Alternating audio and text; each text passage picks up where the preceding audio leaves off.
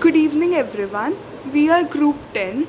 I am Soumya Chawla and my group mates are Arpita Goyal and Vaibhavi.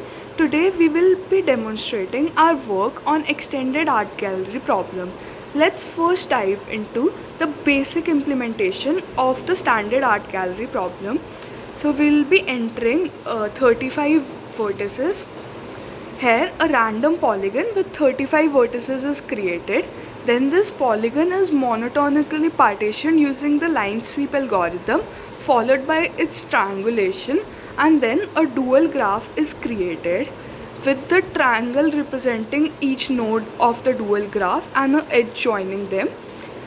This triangulated polygon is then three colored, and the color which corresponds to the minimum number of vertices is chosen. So each adjacent vertex is of different color, as you can see, red, yellow and green. Now the red one is chosen because it was for the minimum number of vertices, and if we'll place a guard on each of this red vertex, the entire art gallery plan will be covered. So this was the basic implementation. Then we extended our implementation to include more practical constraints like a restricted field of view for each camera and a maximum radius till which the camera can view, and also obstacles which are represented as holes. Let's first start with a basic figure to understand our algo, and then we'll dive into the more complex one. So here I'm drawing a square.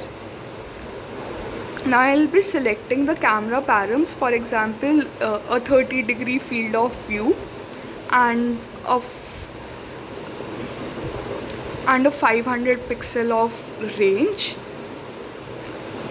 Now once the algorithm runs, it shows the number of camera placed here, which is 4, and visualizes the field of view of each camera.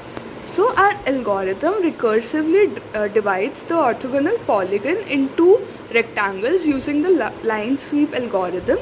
Then it recursively divides these rectangles according to the field of view and the range chosen.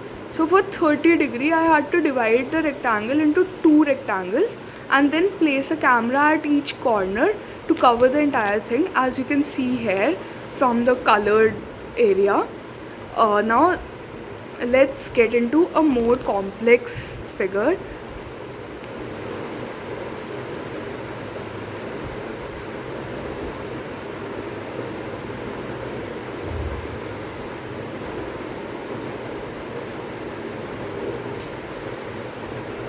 I'll also add holes to represent the obstacles.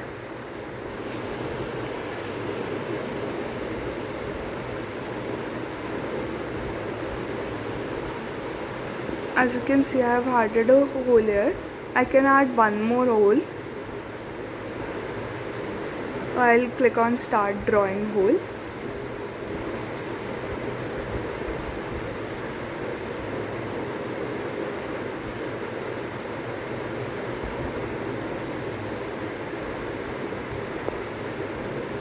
I'll finish the current shape. So one more hole is added, and the camera param is now say 60-degree and